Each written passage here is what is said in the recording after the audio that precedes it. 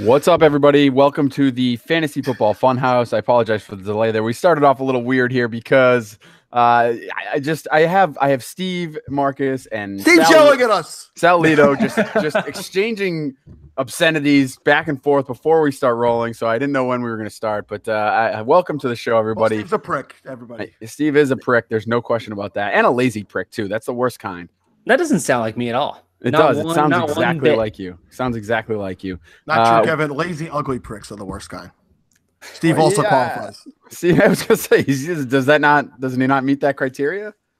Look at those mutton chops.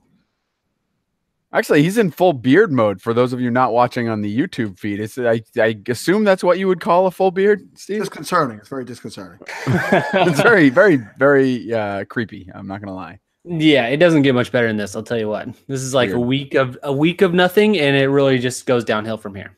Even more downhill. It continues downhill from here. It's odd that you are worse at growing facial hair than you are at podcasting, but we're going to move on anyway. It is Friday. It is an afternoon. They tried to schedule this again to keep me out, but they just couldn't do it. I'm here. I'm with you. I'm ready to talk about some football coming up. I spoke up for you. Did you? I don't listen to the show. Yeah, Sal actually wants to change the entire podcast schedule. In the Voxer chat. Oh yeah, that's right. To accommodate you, Kevin. You did. It was the best compliment you've ever given me. You said, and you were on the last show, by the way. And you cried. I was part of the show. Kevin cried. I didn't cry. I said I said it. Well, it was a. Stay here, Steve. I'm gonna go find the clip where he cried. Exactly. All right. So anyway, I am here. I am ready to talk about football. We're all here ready to talk about football. And I guess should we start with taps and just play the taps for Des Bryant? Do we what do we do here? It was a solid.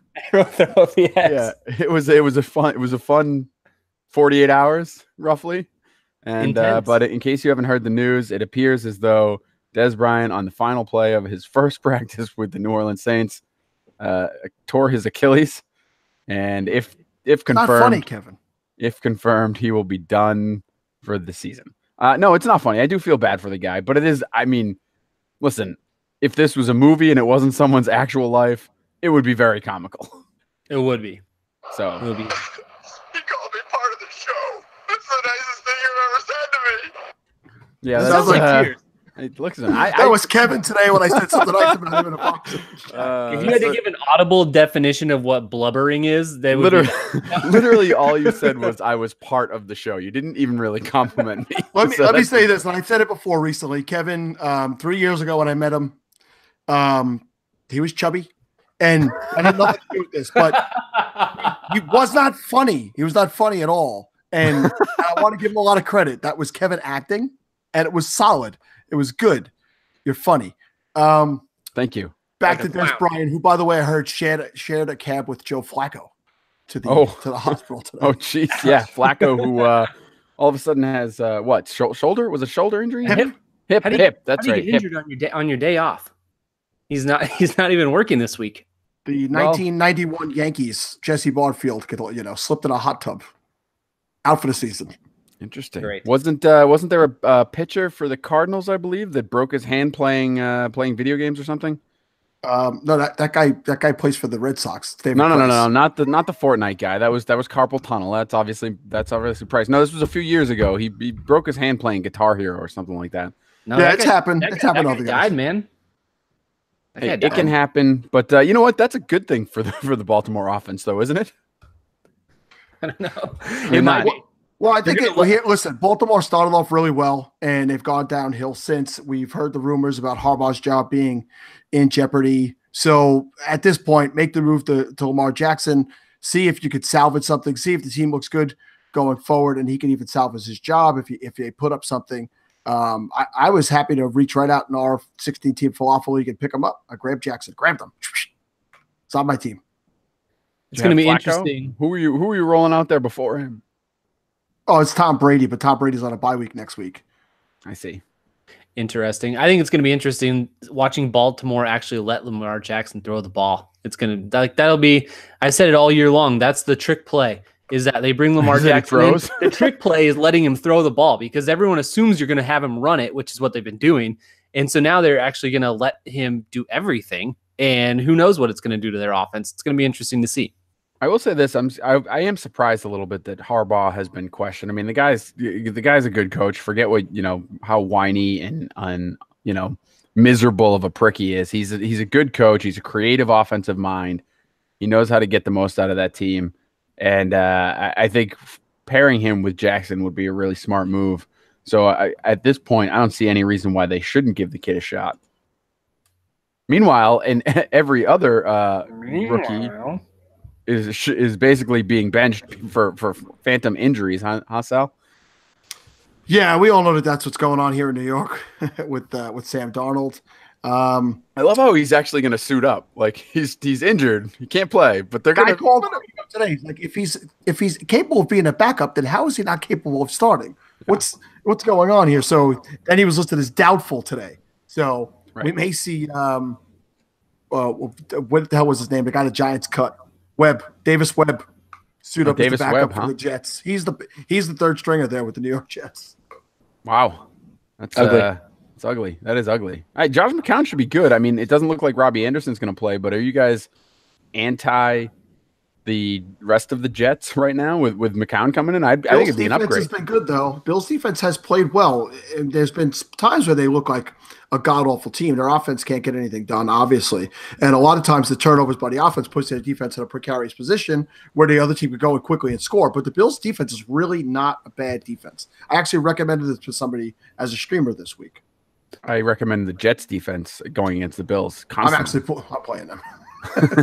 Can I ask you fellas a question as this fantasy matchup? Anyway, I'm going to. Fantasy matchups galore in this game, the Bills and the Jets. Can you guess the spread for this game, please? Oh, God. This game is being played in New York, correct? Correct.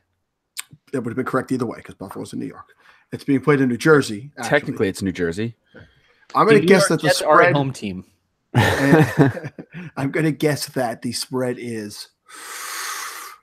I'm going to say Jets... You know what? Steve's tricky. It's a pick'em. Steve always does this when they're a pick'em. No, Jets at home. You get them at least 3 based on that. It's probably a 1-point spread. I'm going to say 3.5. All right. Well, just so we know, for the entirety of this week, this is blowout week in the NFL. 10 of the 13 games featured this week have a favorite of 6 points or more. We've got multiple 10-point favorites. We've got the Chiefs as a 17.5-point favorite over the Cardinals. And for some reason, the Jets are 7-point favorites at home against the Bills. 7? Yeah, 7 points. Guys, I gotta go to the bank and get some money. Listen, here's the thing. Is Nathan Peterman playing or is it Josh Allen? Do we know for sure? I know Allen's practicing. Sounds like it's gonna be Allen. If it's Peterman, 7s might not be that far off, to be honest with you. You gotta figure it. You gotta figure there's at least pick 6 in there, so there's 6 points right off the bat, right? So they're already starting up 6-0. That's right. You gotta factor that in there. Factor in the Peterman. Well, when you put it like that, I guess you're absolutely right. Peterman. Oh man! All right. Any other news that you guys can think of before we get rolling on projections and things? Look, just so you all know, Sal's on a bit of a clock here today, so we're gonna lose him. We're gonna lose him. He's not gonna forever. be gone. Well, maybe forever. Maybe. You never know. He's getting older. He could just not come back at any point. That's true. If you see me flip out of the chair, then do you have your life alert on? I don't have it. I've jumped in the shower at home. You need to carry it.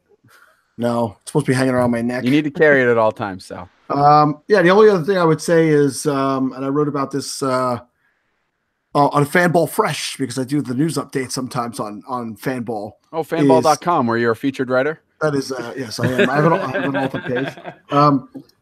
Now, keep an eye on this with James Conner now going to concussion protocol, and evidently Le'Veon Bell's playing pickup basketball at a LA Fitness in Pittsburgh. How convenient. He's in Pittsburgh, and I wouldn't be surprised if Conner gets held out a week, if Bell signs next week and Conner gets held out. No way, because they're not going to start Bell in the first game he's back. Jalen Samuels looked just fine. Jalen Samuels looked just fine. So you think they're going to go with Samuels for a week, then Bell for a week, and then bring Conner back? Start Bell if he signs, if Conner's in a concussion protocol. So let's assume they're all healthy and they're all on the field. Samuels is the guy now, right? What? Kidding. That's Well, I know he says that tongue in cheek, but a in all joke. in all sincerity, I was thinking about this, Kevin. Let's just talk Connor and Bell. If Connor is proved to be healthy, because in the Scott Fish Bowl, where I have both of them, this really concerned me because Connor has been one of the guys who's helped me get to where I am, and I'm fighting for first place. I'm in a first place battle this week. I'm in second. The other gentleman's in first, and I have a nice 71-point lead after McCaffrey, Connor, and Vance McDonald last night. It's a great start. I hate Vance McDonald, by the way.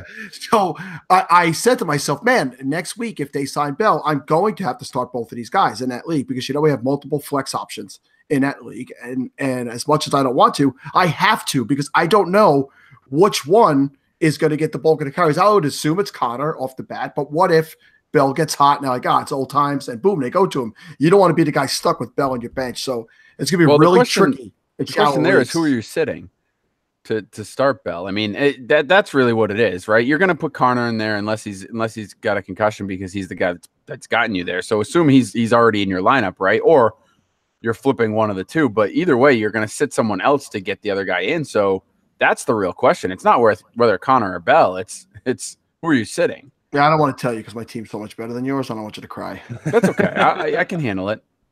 He's already cried once today. He can do it again. That's the funniest thing Steve's ever said. I'm working on it. You guys have all come such a long way. I'm proud of me. We've been practicing together. We're all proud of you.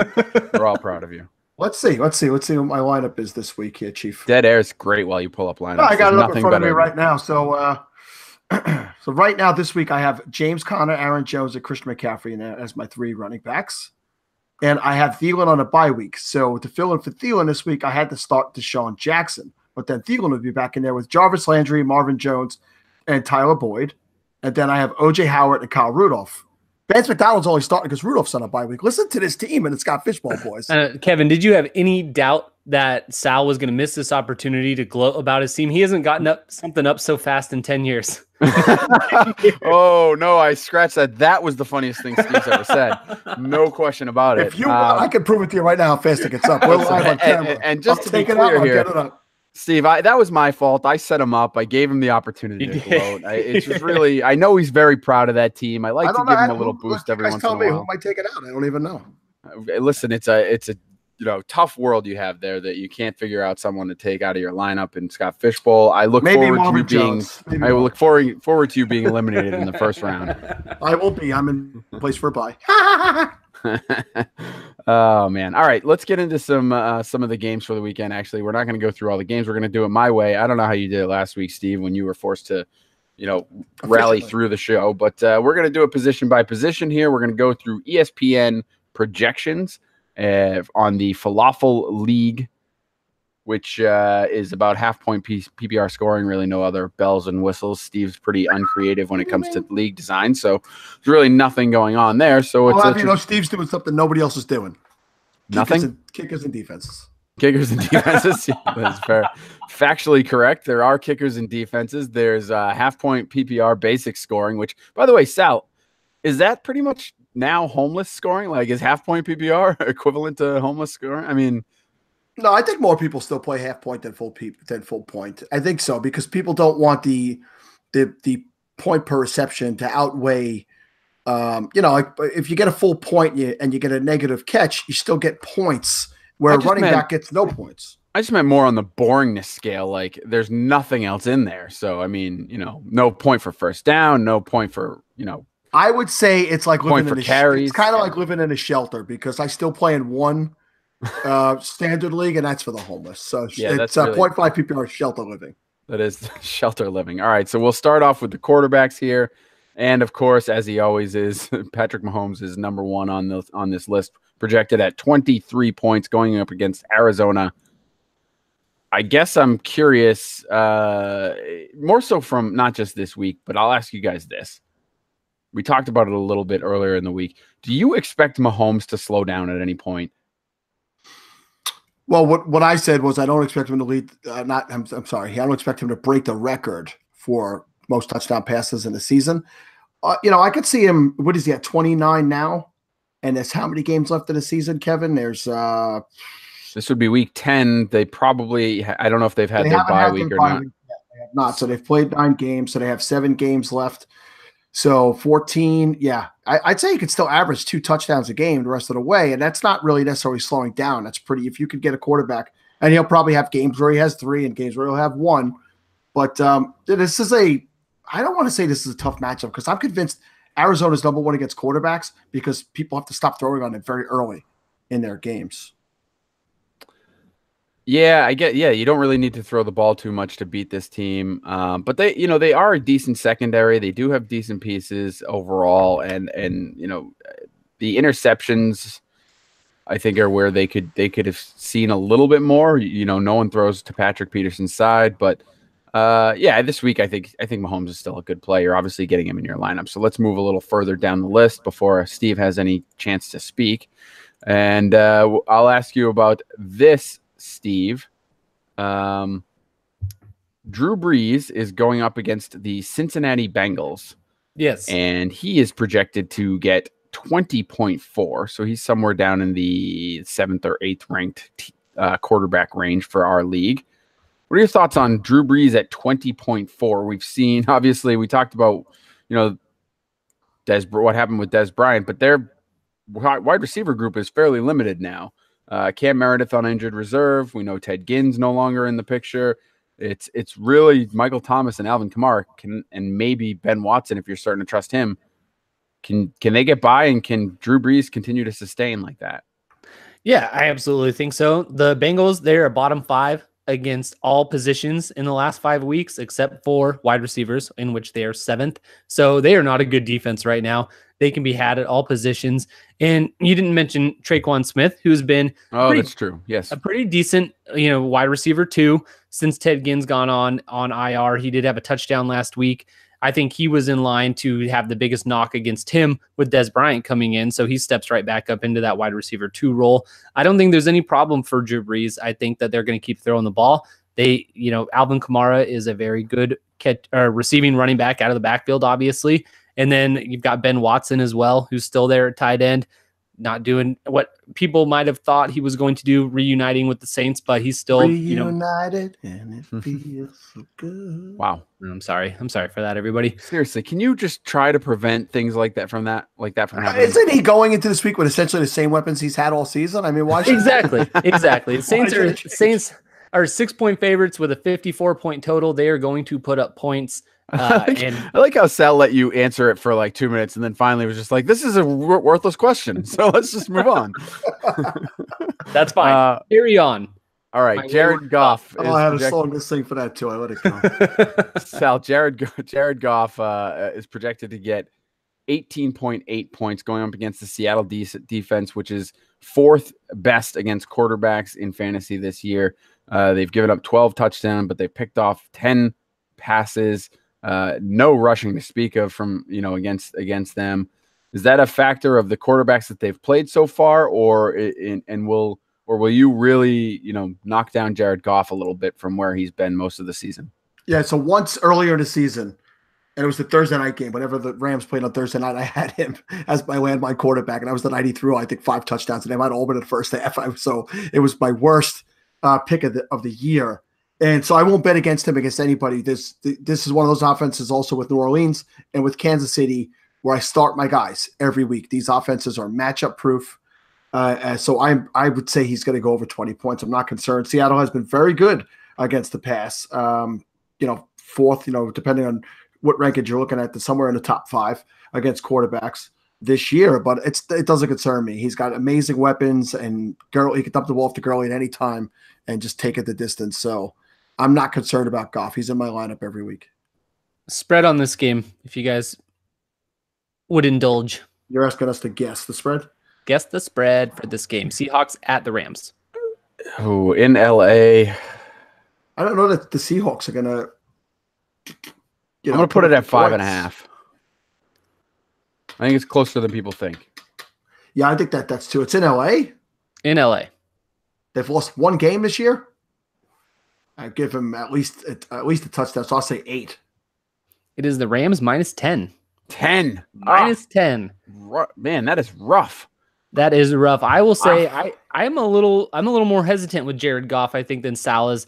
Kevin mentioned that Seattle's been pretty tough against quarterbacks in the last 5 weeks. They are the 5th toughest defense against quarterbacks. They've only allowed 5 touchdowns while getting 3 interceptions. So while, you start the number 3 overall quarterback for the season in Jared Goff, 18.8, he's scored less than that in half of his games this season. But the other half of his games, he's scored quite a bit more than that. So you don't sit him, but you just have maybe some tempered expectations for him this week.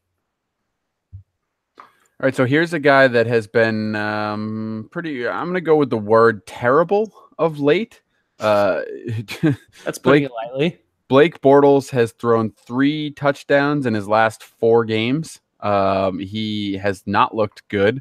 They had their bye week, so they at least had a little bit of a rest here. Maybe they can get things going. The rushing yardage has really been what has carried him for most of the season, and even that has struggled in the last few weeks. Granted, they played Houston and Philly, which are tough defenses. They go up against the vaunted Indianapolis Colts defense this week. Their job doesn't get any easier. That's right. Sure. But although the Colts are giving up the 11th most points to fantasy quarterbacks this year, so he is projected. My rankings must be wrong because it says the Colts are ranked 22nd against QBs here. And they're vaunted, Kevin. I know, right? It's tough. I mean, they're a vaunted defense, but it's everyone struggles with one thing, right?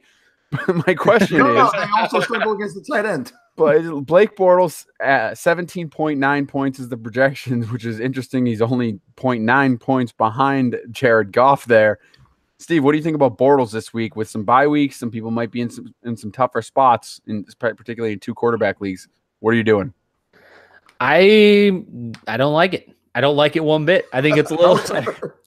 I think it's a little too high for Blake Bortles, and especially in a game where Leonard Fournette is coming back. He is going to be active on Sunday. He is going to get a lot of work. I don't think they're going to take it easy on him by any means. They always seem to try and ride him as much as possible. So I think that's going to continue. Jacksonville, I'm going to do it again. I'm going to do it for every game that I think the spread is weird for in this. Where do you think the spread is for this game? We got Jacksonville at Indianapolis. First, I want to say tons of borderlistic propaganda in your statement. Whatever. It's a lot of Bortleism, but I like it. I'm a Bortlist for sure. I'm a rampant anti-Bortlist. Anti-Bortite. Yeah, anti-Bortite. Yeah, there you go. I think I'm going to say this game, the Colts are definitely favored. It's at home for them. I got to give them 3. Sal? If they're favored, this is a joke. Jacksonville just hasn't been healthy. Coming out of the bye week, I expect them to be healthy. I'm going to say it's a pick 'em, but I think Jacksonville handles them easily in this matchup. It is Indianapolis -3. Yes. I guarantee there's no chance at the beginning of the season that would have been the spread for this game. Garbage. Look, both teams are 3-5. They're both playing marginally okay at times. That's a pretty even matchup. Jacksonville's defense has still played like a Super Bowl level defense. I mean, not the last few games. Listen, overall for the season, and they've been and I told you they've been injured. They've had injuries in their secondary in recent weeks. They had a bye week. Those guys will be back, and they shut your little luck down and shut them down. T.Y. Hilton, shut them down. No one's going to do anything in this game but Eric Ebron. Listen, that team is absolutely a mess. Their locker room is terrible. They hate each other. They hate the media. They hate the fans. They hate the Colts. They hate everything. It's a very divisive locker room.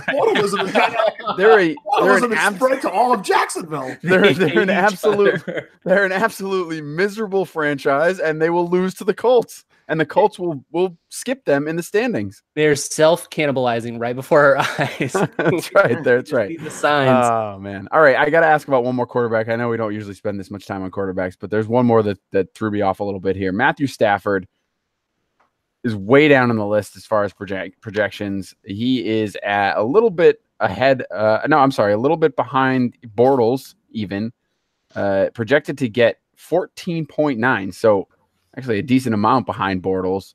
I know he's going up against Chicago, and I know that Khalil Mack or Marlon Mack, as Sal calls him, but that just seems super low for a guy that I know he's struggled this year, but he's still a threat to pass for a high yardage and some touchdowns. So Sal, what are your thoughts on Stafford? Is he Is he a guy you sit regularly now, or? Yeah, I mean, the Bears have not been lights out against quarterbacks, right? They rank middle to lower part of the pack for the season, but I would start Stafford over Bortles this week. So, if I was being asked that question, I would start him. And Kerryon Johnson is questionable to play in this game, which means if Kerryon Johnson isn't going to play, questionable means it's possible he's going to play, possibly he's not, 50-50. But even if he's banged up, they might go more to Riddick, who got, more, just the same amount of snaps last week, but finished as the higher PPR back, as we discussed on the middle of the week show. I wouldn't be scared away just because they're playing Chicago this week. And as we've seen in the past with Stafford, he could have these blow-up games against good defenses. He's that type of quarterback. It's still a pass-first offense, in my opinion. So, yeah, I wouldn't be too scared away from him. I think he'll exceed that projection. All right, so let's move along then, and we'll start with the running backs, and we'll actually go to, you just mentioned Kerryon Johnson might not play, but if he does, he is projected to get 11.5 right now. Obviously, we don't know whether or not he's going to suit up at this point. Chicago defense is phenomenal against running backs so far, giving up the second fewest points to opposing running backs. So, Sal, I'll start with you on this since you were just talking about this game. Do you think Kerryon Johnson, if he plays, can get ahead of that 11.5 rankings or projection? No, he didn't do it last week against a lesser defense, so I would say he's not going to do it this week either, being banked up. Now, does that mean if he's playing that I don't start him? I got to look. It's the bye weeks again, and he's gotten a decent amount of snaps, but I wouldn't expect him to break 11 plus. No. Yeah, I would agree with that. Chicago is the. I don't think anyone team. asked you. I don't care. I don't give a shit, Kevin. Fight the power. Over the last 5 weeks, Chicago is the only team to not give up a rushing touchdown. They've only given up 343 yards in that span and have given up 2 receiving touchdowns. But I think that he would probably be in for a tough game there. So it'd be a very touchdown dependent start. But Kerryon Johnson. Steve, on your little sheet, do you know how many touchdowns Chicago's given up rushing all season? I don't, but I can click one button and figure it out. Also 0. Ooh, that's pretty good. That's pretty good. 3 passing or receiving touchdowns, I should say. Theoretic. Could be a theoretic game. We did talk about how he's still being used, and they refuse to go away from him. So, it could be a theoretic game, particularly if Kerryon doesn't play. So good he's on my bench in the fishbowl. So, Steve, Ezekiel Elliott is a guy I'm sure that most people would refuse to take out of their lineup. So we're not going to spend too much time here. But I will say in the Falafel League, he has yet to score more than 20 points. In fact, 18.2 is his highest total, and that was in Week 6 against the Jacksonville Jaguars defense that Sal thinks is so great. Meanwhile, he is projected in this one to get 15.8 points against the Philadelphia Eagles, who are the 4th best team against opposing running backs, only giving up 2 touchdowns on the season, no receiving touchdowns, and a total of 858 scrimmage yards. What do you think about Ezekiel Elliott? Will he be better than he has been in recent weeks, or is he kind of a lost cause this season? Well, I definitely don't think he's a lost cause, but I think that 15.9 is probably right around where you would have him for this week. I think it's a little unfortunate. I'm not going to say sad because that's rude, but I mean, it might be a little sad that he hasn't scored over 20 points with the amount of scoring that we've seen in the fantasy season from other running backs like Saquon Barkley and Kareem Hunt, Alvin Kamara, Todd Gurley, the type of point totals that they are putting up, knowing that Zeke has not been able to put up a 20-plus point game is a little unfortunate, but hey, he's still up there. He's still top running back. You're still going to start him each and every week. We've talked about this throughout the entirety of the season. The way to beat the Eagles is through the air. They are the 8th worst against wide receivers the last 5 weeks, so they give up point totals through the air. They're a very tough run defense, so I think that based on the Cowboys offense, they use Zeke all the time. He has the opportunity to score points each and every week, so that's why you keep him in there. That's why he is who he is. And you ride with that. But I think that 15.9 is probably right around where you're going to see it. I'll give him a slight over, but yeah, it's just this is a tougher matchup. So if he scores a little bit less, don't be surprised. All right, Sal. The Jacksonville Jaguars, as I was just giving you some crap about. They are pretty good against the run. They are the 6th best team against the run, giving up 700 yards on the ground, 4 touchdowns, another 268 through the air, and 1 touchdown. So pretty good on the ground. But your boy, Khalil Mack, running the ball for the running the ball, Marlon Mack running the ball for the Indianapolis Colts is projected in this one to get 12.9 points. He has had some big games before the bye. Now, granted, he played Buffalo and Oakland, and averaged 28 points. But between those 2 games, getting over 100 yards in both of them. He was getting 19 carries. He got 19 carries and 25 carries. Will that continue? And if it does, can he be productive to the point where he'll score more than 12.9 points this week? I think he'll continue to get the touches, right? I think that they want to create a balanced offense. That they want Andrew Luck to survive, and Marlon Mack has done well, and we know that he has the ability to make the big breakout plays. That might be a lot to shoot for, 12 points against this type of a defense this week. I'm sure that they'll have to put Hines out there and throw the ball to him a little bit because they'll be putting the pressure on him. So I'm going to say below 12 for Marlon Mack. I have to start him in picks 3 because, again, as I've spoken about, not quite the roster I have in the fishbowl. So I have to put him in there. But if I had better choices, I'd be looking for them. Shut up, Steve. I'm sorry. Wow. Steve, your boy, David Johnson. He does not get a better matchup than this. No, he does not. Kansas City Chiefs are absolutely terrible. They've given up 8 touchdowns on the ground, 5 more through the air, and over 1,600 scrimmage yards to running backs. David Johnson has, looked a little better the last couple of games, 12 fantasy points against San Francisco before their bye week in week 9. He had a 20-point game against San Francisco in week 5. And, it seems like the game plan has gone a little more to, at least involved him. I think I read the stat that he was out on 30 routes, I think, that he ran this weekend, something along those lines. He was more active in the passing game as far as at least running the routes. Didn't necessarily see the targets, but you got to figure those will come. He is projected to get 15.1 points in this one, which puts him around 12th as far as projections in our league. What say you about David Johnson this week? Yeah, I think that's definitely possible. And if it's not going to happen now, then when is it really going to happen? Because you've had to change it. Go ahead, Sal. If not here, where? If not now, when?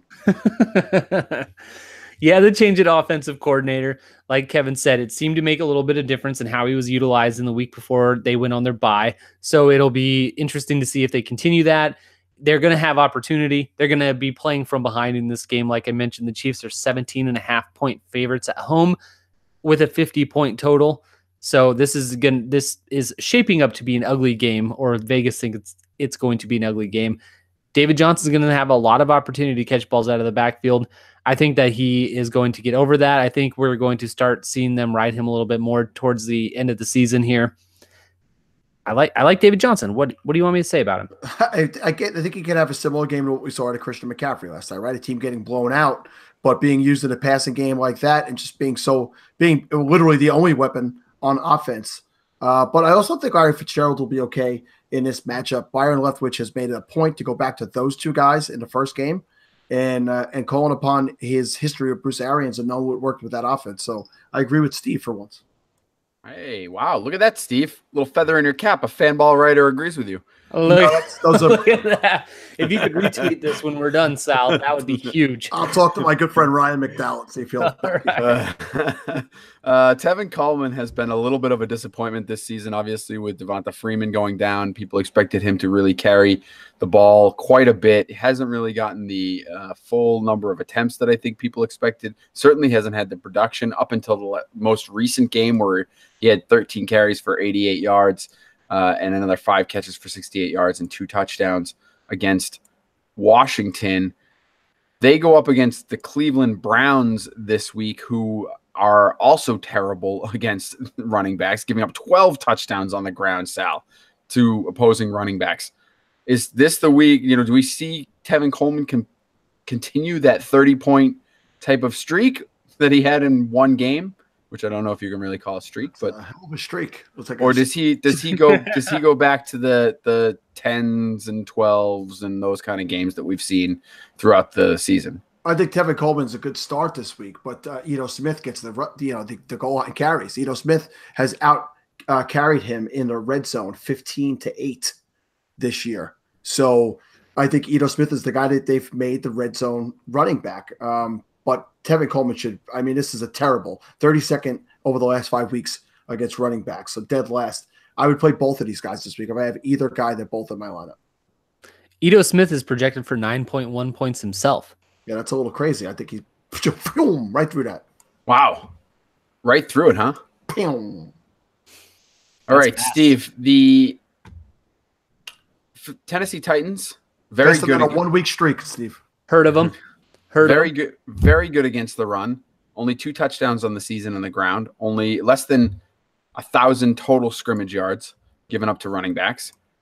Sony Michel coming off an injury has been About time. difficult to own a little bit. Obviously struggled, injured in the beginning of the season, struggled when he first came back, and then all of a sudden exploded and was, very consistent for 2 weeks.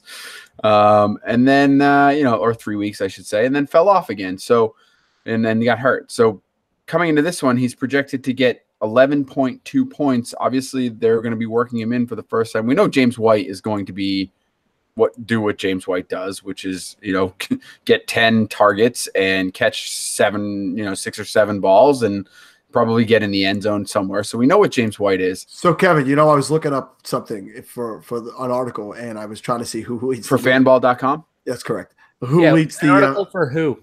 Fanball.com. Who leads the league in targets and the overall, not just for position. The number 1 target getter in the league is Zach Ertz at 84, but James White has 81. Second most targets crazy. in the league. 81 targets already. That's amazing. That is so crazy. through 9 games. That's nuts. Sorry.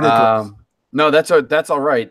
So my question is here, we saw the good weeks were 22, 17, and 17 points. The bad weeks were 5 and 4 points, Steve. So Sony Michel projected at 11.2 against one of the better defenses in the league. What do you think? I think he's going to get right in between the projection and his good weeks with this first week back. So I put him right in between that 11 to 17 range. In betting terms, you might say you're taking the over. That is correct, sir. That is correct, because when he plays and when he's healthy, we saw the type of work that he was getting in those first 2 games that he came back from the initial knee injury. He only got 10 and 14 carries, but the 2 games after that, he had 25, 18, and 24, and then only 4 carries in the game against Chicago where he ended up getting hurt. So if he's coming back, if he's healthy, I think that they're going to give him a lot of work, and I think that the Patriots are good enough offense where that work will be efficient, and he will be able to get over that 11.2. I think he gets into the end zone at least one time, so I think that makes up the majority of that point total. But I think that he gets the work. I think he gets in there. If he's active, you can put him back into your lineup and feel pretty good that he's going to get over that mark. I'm going to go with my cousin Vinny defense here. Well, everything that guy said was crap. Fair. The defense rests. Of course he could possibly do it, but I'm not going to play him this week. I'm going to wait to see, and I think that this is a pass first game. I think this is a Josh Gordon is broken out week.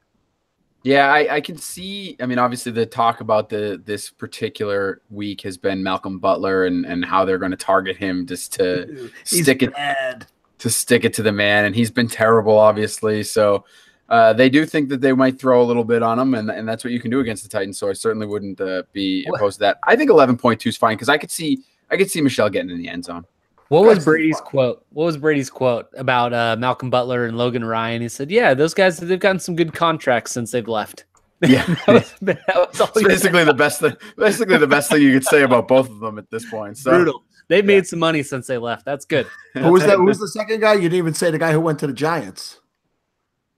Who went to the Giants? The offensive lineman that went to the Giants. Yes. Solder, right? Solder, Nate Solder. He's being overpaid. Yes, he certainly is. And Kevin pointed that out preseason, that there's a reason why they let him go. They wouldn't have let him go if he was still able to play. And Bill Belichick is continuing to show that he's smarter than every other coach and front office guy in the league. All of you. He is usually correct. On the flip side of that game, New England, right around, I think, middle of the pack as far as points scored for running backs. Dion Lewis revenge game. Dion Lewis revenge game. I was just going to say that, Steve. So he's projected to get 12.3 points real quickly before we move on to wide receivers. What do you guys think? I mean, he's getting a ton of touches, though. He's getting all the touches, really. I mean, Henry is just not even getting snaps. He's got like 14 snaps a game, for God's sake. Which one of this podcast hosts were really high on Henry? I can't remember. My finger on it. We got rid of those two guys. Oh my God.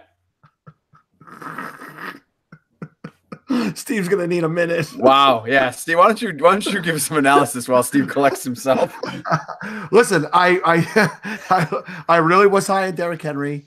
We talked about his robotic presence on the Wednesday show. I'm not giving up on him in Dynasty. I'm gonna hold on to him in Dynasty and just hope that something happens because his value is so low and I paid so much from everyone. I can't pay it. Oh man! All right. Before we move on to wide receiver, I have to remind you guys that watching football is fun. Agreed. But it's more entertaining when you have some action on the games. You've heard us talking about this for weeks. Even Steve talked about it last week. And some of you are Some of you are still on the sidelines. Whether you're an expert or a rookie, you should be betting at my bookie. If you're the kind of guy that likes to bet a little and win a lot, like playing the numbers on roulette, you can create a big parlay. Pick 3 teams to win, and if you hit all 3, you could turn $100 into how much, Steve? Do you remember? It is $600, Kevin. $600 off of 100. I know that. Yes, $1 million. I know that my man Sal needs that. So, if you could do that and maybe share some of the winnings with him, that'd be great. Need to add some color to this apartment. He needs color. He needs something that's not ramen noodles. Exactly. The guy was eating ramen on Hey, man, I stepped it up to Progresso last night. Well, listen, Sal, there's so much to bet on. It's college basketball season. There's football. There's NBA, NHL, customs, props, even esports. You can bet on esports, Sal, which I'm sure is your... I'm not betting on nerds, but I love the props. My bookie is the one bet I know you'll be happy with all year. I recommend these guys because I really trust them. My bookie has been in business for years. They've got great online reviews, and their mobile site is easy to use. Sign up this week, and my bookie will give you a 50% deposit bonus to jumpstart your bankroll. It's a great way to bank even more money when you win. Also, make sure to follow at BetMyBookie on Twitter. They personally respond to every mention and DM, not to mention that they've given away more than $10,000 in free money to their followers this football season. I got 50 of that. That's awesome. Nice. Do they know you work for the company by being a sponsor? I have no idea. I got an email one day that said we put $50 in your account. That's fantastic. And it was an actual $50, and I bet it, and I won money, and then I lost it. Steve, following at BetMyBookie on Twitter might be a way to get you some followers. You're a little behind on the follower count, so if you could work on that. That's true. I don't pimp my account out as much as you guys do. Oh man! All right, you'll tell me. Steve, you'd also be the first to know about as soon as they post new odds and prop bets. So that's pretty good too. So don't miss out on one of the best weeks to bet on sports this year. Log on to MyBookie right now and use promo code FFL and try to get that 50% deposit bonus. That's promo code FFL. Sal, you play, you win, you get paid. You do. I like MyBookie. I like the props. I'm a prop guy. I don't like the simple, straightforward bets. I like props, baby. Steve, what's your favorite thing to bet? If his wife will still be there when he gets home. Hello. It's a daily bet. That's good. That's good. I know. That's what keeps me Sal, on my toes. I'm pretty sure that's why he doesn't leave the house anymore. Just that way he can make sure. It's working. That's true. I just want to be here. I like betting spreads. I like betting. The problem is I like betting everything. I like betting. There's not a bet that I don't like to take part on. Which you brought up Le'Veon Bell earlier. There are odds on Le'Veon Bell signing this week, and the odds are heavily in favor of him signing, -400 for yes. So I think it's going to happen. Vegas doesn't like to lose money. Not like that. No, they don't. Did you see them crying about it last week? Was it a bad week? Oh my God! It was. So they said it was the third bad week in a row, but Bravado actually put out a statement about how bad. Look that up. Adam Levitan has it posted on his Twitter account. You can just go back and see it, but they sounded like crybabies. Like it was a brutal week, I guess, but to come out and cry about it like that when they've been beating people to death for years is kind of a joke.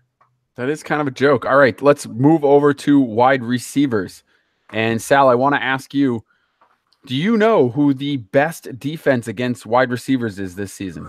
Don't look at your little grid where you got all those greens and color-coded stuff. I won't look at it. Okay, I'm gonna. But I don't know if I know who the best is, but I know that Dallas is up there. It's got to be the Colts. Cheated. There's no question he didn't cheat. No, it's not the Colts. It's not the Colts. It is Dallas, right? It is Dallas. I only know this because, and again, I don't want to keep referencing articles at Fanball. I know it's become a running joke on the show. But today we released. Seems to be a lot of plugs today. I don't know. Are you getting a bonus? Did you get a bonus recently? I'm getting $1 a mention. I'm going to take that money right over to my bookie. And crossover. No, I've got Golden Tate listed as my landmine wide receiver of the week because Dallas has been good against the wide receiver. They got beat last week specifically against number 2 wide receivers on the team. So last week they got beat a little bit by Corey Davis. They got beat by Janu Smith. They got beat by the running backs, but they didn't get beat by the number 2 wide receiver. So that's why I think it's a down week for Tate coming to a new team. Alshon's the number 1 guy there. I don't think Tate comes in as the number 1 guy. And you got Ertz, who again leads the league in targets. You got all these running backs that keep popping up. So I don't think it's a good week for Tate. And I think that I think Dallas is just good at defense. They just can't score. All right. So Golden Tate projected to get 10.8 points. Alshon Jeffrey projected to get 10.7. They are back-to-back in the projections as far as ESPN is concerned in the Falafel League. Golden Tate really only had one big game, 29 points in week 4 against Dallas, ironically enough. And yet you're saying he can't do it. That's what I'm saying. Steve, maybe you could weigh in on this. The fact that they're that close to each other. Do you think they're canceling each other out a little bit going, not just this week, but going forward? Or do you think one of them, Alshon will continue to be the guy because he has a rapport with Wentz and you'll see Tate kind of worked in? I think I will go with option B there. I will go with Alshon still kind of the guy. Tate will get worked in. I think right around 10 is probably just a little high for Tate this first week.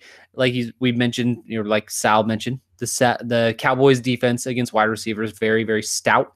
So I think Alshon Jeffrey would be the guy I would go with this week. But I do like Golden Tate going in there. I think that it adds a completely new weapon, obviously, for Carson Wentz, and it opens up that offense just a little bit more. So I like Golden Tate going there, but I think that it's going to take a little bit of time for him to get worked in. So yes, I will go Alshon Jeffrey for the this week and next week probably, but Golden Tate is definitely somebody that is going to get play there.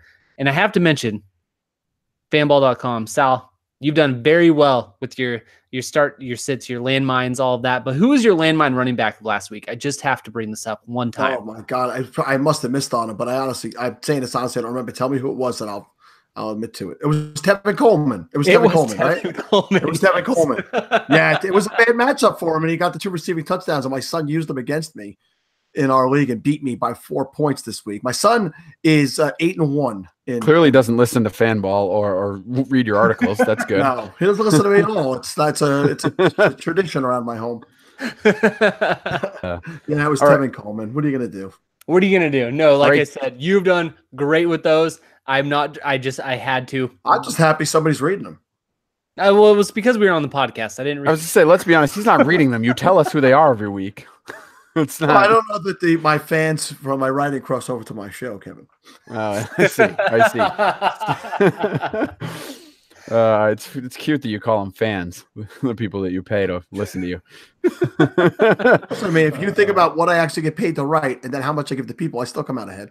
Absolutely. There's no question about that. Steve, do you know who has given up the least amount of yardage to opposing wide receivers this season? It is not the Dallas Cowboys, who are the number 1 fantasy defense against receivers. I can't imagine it's the Vikings. The Vikings, pretty close, but it is not them. No, I knew it wasn't because they're on bye this week. Why'd you be asking a question about the Vikings? You didn't know that. That's why you said it. Any other guesses, or do you just want me to tell you? Are you done already? Yeah, just tell me. One guess. The Jacksonville Jaguars, who we talked about several times here, and they're going up against the Indianapolis Colts. T.Y. Hilton, 10.6 points on the projection. That's right. He's going against Jalen Ramsey. I get it. He's had a tough season. He hasn't been great. He's been hurt. He's been disappointing. But they just they're coming off the bye week. And what do you think, Steve? 10.6. That seems pretty light. Yeah, I don't know. I think it looks pretty right to me. I don't see him getting into the end zone this week. So I think this is going to come all from, half point PPR catches in yardage. So I think that seems right around where he should be. I think that the Jaguars are a little more lackluster against the tight ends, which Indianapolis has 2 of them. I don't know if you've heard Eric Ebron. His name has been mentioned on this podcast a few times. And then Jack Doyle, who instantly came back from his injury and took over the main role of tight end for that team. Both of those guys are Jack Doyle's projected for 9.1, right behind T.Y. Hilton. And then Eric Ebron's projected for 7.2. Andrew Luck has a lot of weapons, and I don't think he necessarily has to attack Jalen Ramsey, who will be covering T.Y. Hilton for the majority of this game, I believe. So I think 10.2. He called Ebron a weapon. I heard it. So nice. Hey, Steve, do you know who I started at tight end in Falafel people misspeak all the time, so it happens. Guess who I started at tight end this week in Falafel? Who? No, I have Eric Ebron. Yeah. You benched him? I started Vance McDonald because Ebron's my flex. That's how bad my team is this week. Oh, man. All right, let's move along to a different game here. Sal, I know you know this one. Who has given up the most receiving touchdowns in the league this year to opposing wide receivers? Oh, it's got to be Tampa Bay, right? No, actually, it is not. New Orleans by 1. It's either New Orleans, the Saints, or Pittsburgh. You could guess one of those 3, and you'd be pretty close. Falcons, actually. Falcons are the one. Oh yeah, Falcons are bad. Falcons are way up there. Pittsburgh, not as high up on the touchdown total. Actually, giving up a lot of yardage, but not as bad on the touchdowns. So, AJ Green. We know that Steve is in mourning over AJ Green being hurt because he's a big AJ Green fan. But Tyler Boyd is projected to get 11.8 points here, and given how terrible the Saints defense has been against wide receivers, they're the worst in the league for fantasy purposes, of course, and that Tyler Boyd is seemingly going to be the guy getting the majority of the targets. It would seem to me that 11.8 is a little light. What do you think, Sal? Yeah, I wonder if those did they upgrade the projections, or are those the projections that come out? I mean, that is extremely light. I got to imagine they get updated from time to time. I think Boyd's a great start this week, and I think he blows through that projection. But I also have Rawson as my sleeper this week because he's healthy and he's going to play that role. And number 2 wide receivers have been very successful this year against the New Orleans Saints, more successful than number 1 wide receivers facing them. And that doesn't mean I steer clear of Boyd this week, but I think if you have either one of those guys, you get him in your lineup. I don't disagree at all. I think Tyler Boyd, I think the 11.8 is a little bit low. He's averaging 14.6 points a game this year. And so know that he's going up against the Saints that are worst against wide receivers. It's just, it seems low. Marcus Lattimore, he's good, but I don't know. They have to be concerned with the fact that AJ Green's not going to be there to take coverage away from him. It's got to be why the projection is that low. But it's. But where do you think AJ Green would be projected if he were in? Because he would be in this role. Yes, he's better than Tyler Boyd as a wide receiver. 34.6. That sounds a little high. That would almost double Julio Jones, who is the highest projected wide receiver. Julio. Tyler Boyd, by the way, I still do rankings. I don't publish them anywhere because I hate That's people. That's really cute. You don't like people knowing that you do that? No, I do it for fun. I do it for me, Steve. It's for me. That's good. So, you don't put those up at the old website, Pros? The Fantasy Pros. No, I publish them. I publish them with Fantasy Pros. You can't see them because I'm not an expert. So I would like to know where you rank on the season. Not yet, Kevin. Oh, not good. Not well. But I'm having a bad season. But Tyler Boyd actually comes in my 11th ranked wide receiver. So where's John Ross? John Ross, if you want to talk amongst yourselves for a minute. How you doing, Sal? It's elevator music. Hey, Steve Still Marino. scrolling. Holy Still Christ. scrolling. How many wide receivers did you rank? In a list where nobody reads, Kevin ranks every wide receiver in the NFL. I don't Because appreciate Bryant comes in as dead. Dead Bryant. 57th. He is the 57th. Woo! Wide I receiver. I gotta expected him to imagine finish that's low. higher than that. Imagine that's low. All right, guys, we come to the point of the show where I just want to say one thing. San Dimas High School football rules. Bill and Ted's Bogus Adventure, Excellent Journey, one of those two. Well, see, now you lose. You actually lose, Steve, because it's Bill and Ted's Excellent Adventure. It's the first one of the two, and you lose because you didn't get it right. So I think I win that. Nope. I threw them both out there. I covered all my bases. I feel like you're wrong. All right, let's talk about some other wide receivers though. Do you know where the Philadelphia Eagles rank in terms of fantasy points against them as far as wide receivers are concerned? Well, Kevin, I know they're not good. I know they're not. I know they are not good. They're bottom. I'll say they're bottom 10. I'll go right around the 6, 7 range. 6, 7 range. That's pretty good, actually. They come in at fourth worst. All right. So you're not too far off there. Amari Cooper, we saw, had the big game. I obviously bring this up so I could once again talk about our matchup in Falafel, where I beat you because Cooper had 58 catches or 58 yards and a touch, and quite the game. It would be quite the game and a touchdown. He is only projected to get 10 points even in this one against a defense that has given up 1,500 yards and 9 touchdowns to opposing wide receivers so far in the season. Well, you got to assume they're taking Dak Prescott into account there with that low point projection. They're assuming that he will not be able to accurately get him the ball, which is probably correct for them to do. I still think that seems a little low. The Eagles are 7.5-point favorites in this game. So Vegas is obviously seeing them as having a lead at some point here. And Dallas will have to throw the ball and try and keep pace with the Eagles. I don't think, as good as you said that the Eagles are, or the Cowboys are on defense, against wide receivers, they're fairly good against all positions. I think that the Eagles are kind of going to have their way with them. They are coming off their bye. They've had an extra week to prepare for this game. And so I think that they're going to get out to a healthy lead. I think the Cowboys are going to have to throw. I think that there's a good chance that Amari Cooper goes over that 10-point projection, which is good because what we've wanted to see from Amari Cooper for years now is consistency. And we have not been able to do that. So if he can consistently hover around that 10 to 12-point range in a half-point PPR league, I think people would be happy with that, knowing that they can safely put him in their lineups each and every week.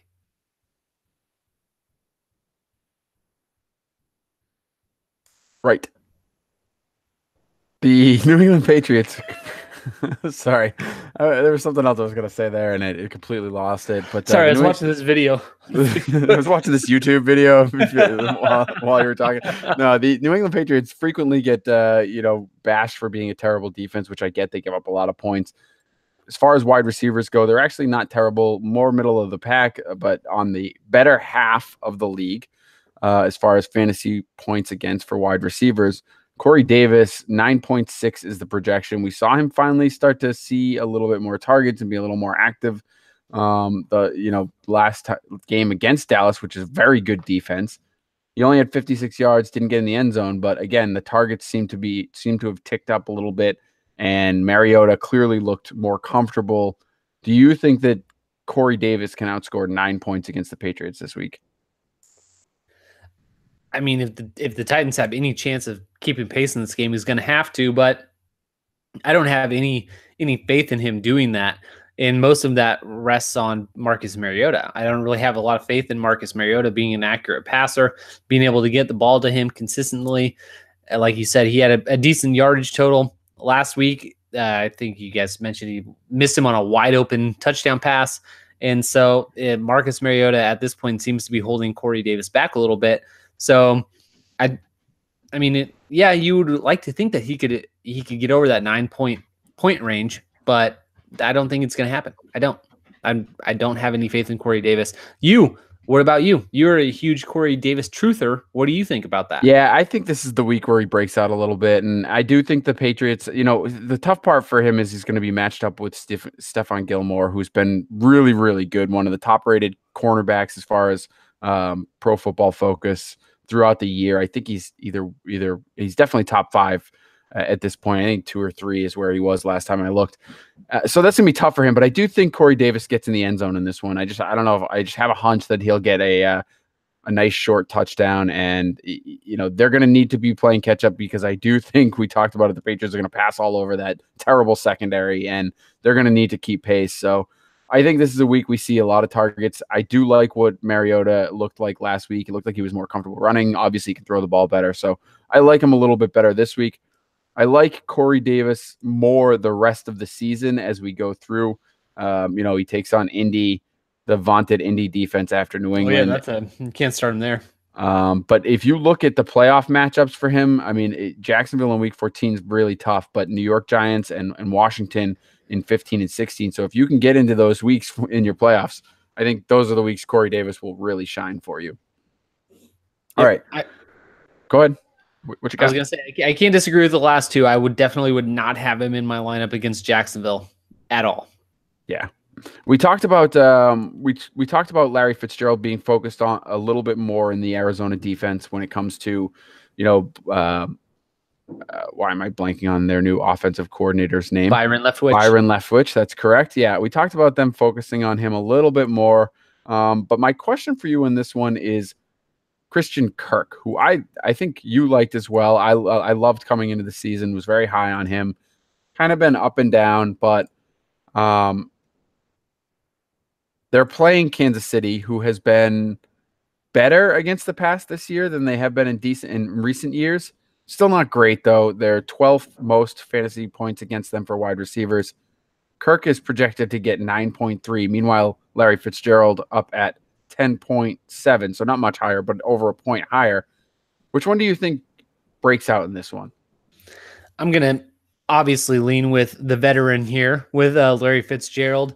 I think he's had a touchdown in his last 2 games heading into this bye week that they're coming off of right now. And Christian Kirk, although Josh Rosen and Kirk had a good chemistry in the preseason, that might have seemed to wither away a little bit while Bradford was in there for those few games. And it doesn't seem to be there as much. Now, the Cardinals, if they have any hope of keeping pace in this game, like we talked about earlier with David Johnson, they're going to have to move the ball around. So I think that the potential is there for Kirk to eclipse that 9-point projection. But you look at Josh Rosen, and even he is only projected for 13.9 points this week against the Chiefs. So something's got to give there. I don't think that, that is pretty much only projecting for 1 touchdown pass, if I had to guess. And if I was, a betting man, which I try not to be because I'm not great at it, I would give that touchdown to Larry Fitzgerald. And so I think Christian Kirk is probably 9 points is probably a good week for him this week. And I would probably take the under for him. I think he is another year or 2 out with this offense. I agree with you that he might be a year or 2 out on being, super productive. Like I think he can be, because I think when Larry Fitzgerald is gone, he will be the guy, and I think it'll be a great fit.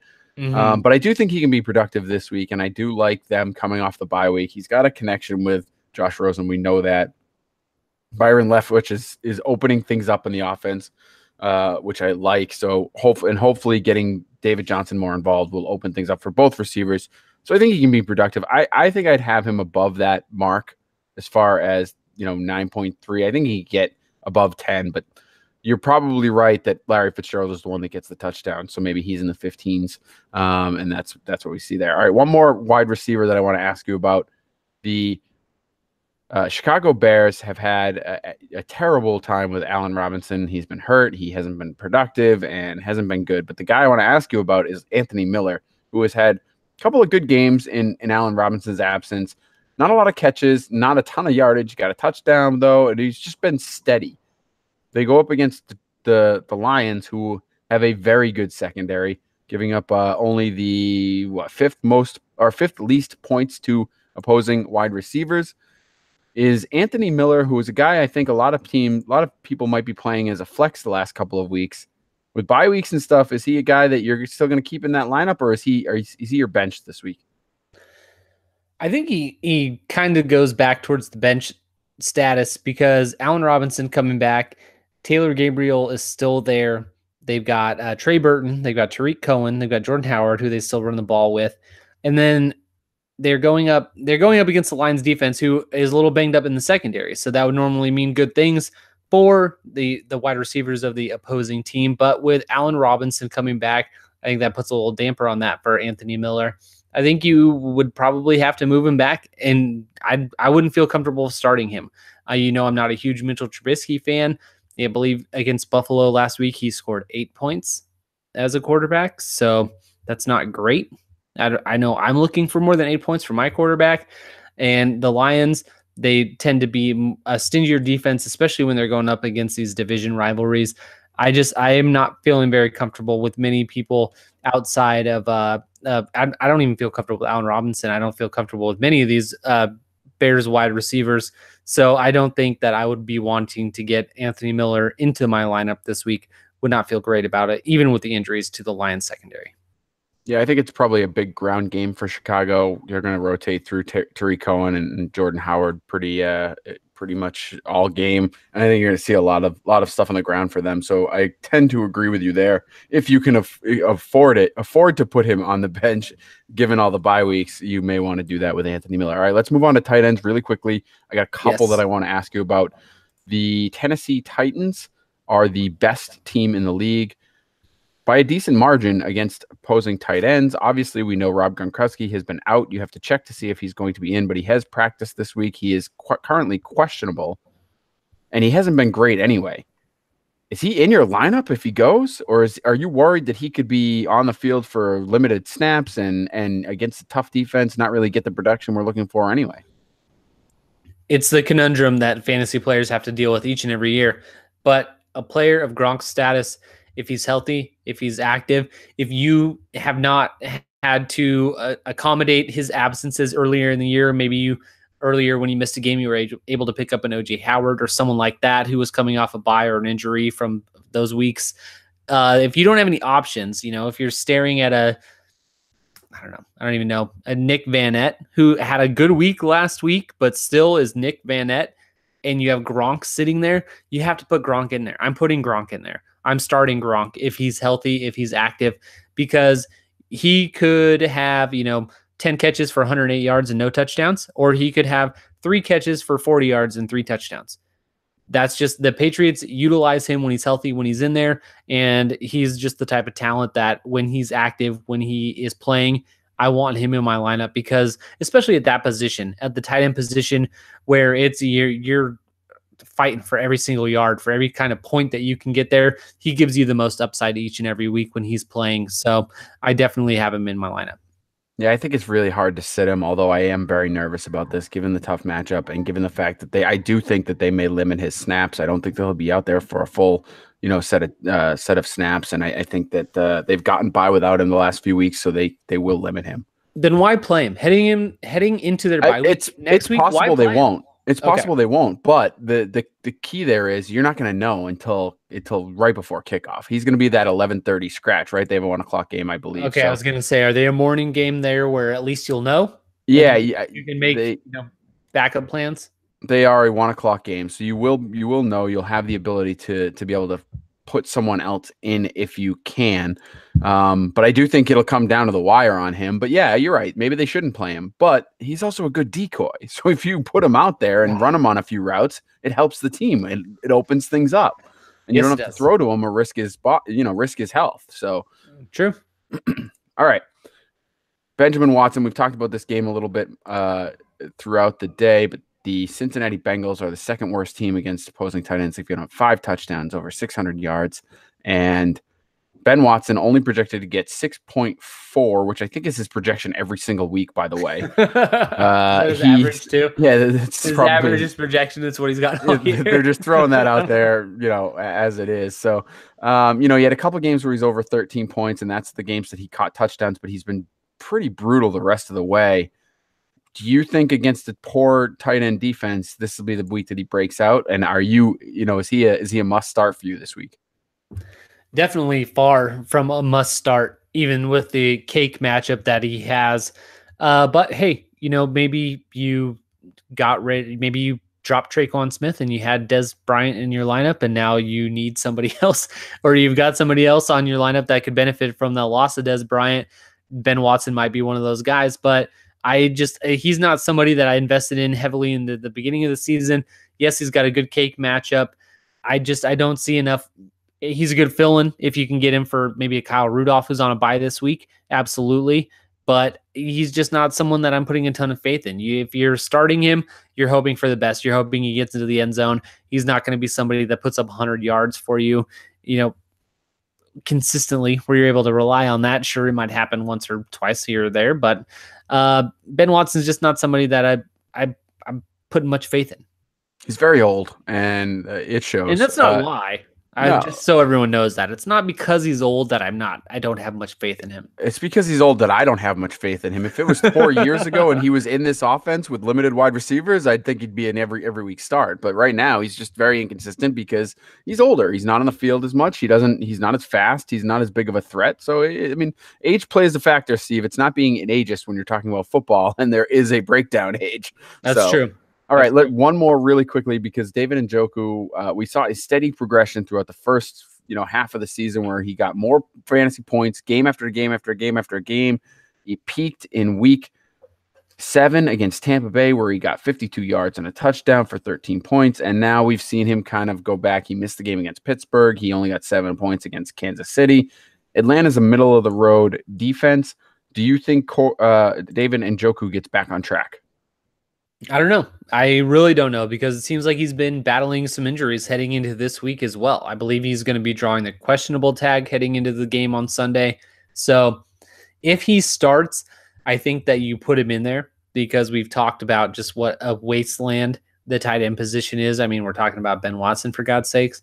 So between the two, even with Ben Watson and David Njoku, if David Njoku is healthy and starts and plays, I think I start him over Ben Watson. Even with, it might be because of the age. It might be. I think I'm just learning a little bit more about myself right now. Yeah, see, you are an ageist at heart. Yes, I am. And so we know what Njoku can do. So, I think you get him back in there if he's healthy. Atlanta is a team that you're starting everybody against until further notice. So, yeah, I like Njoku. I think he has a nice bounce back week if he's healthy.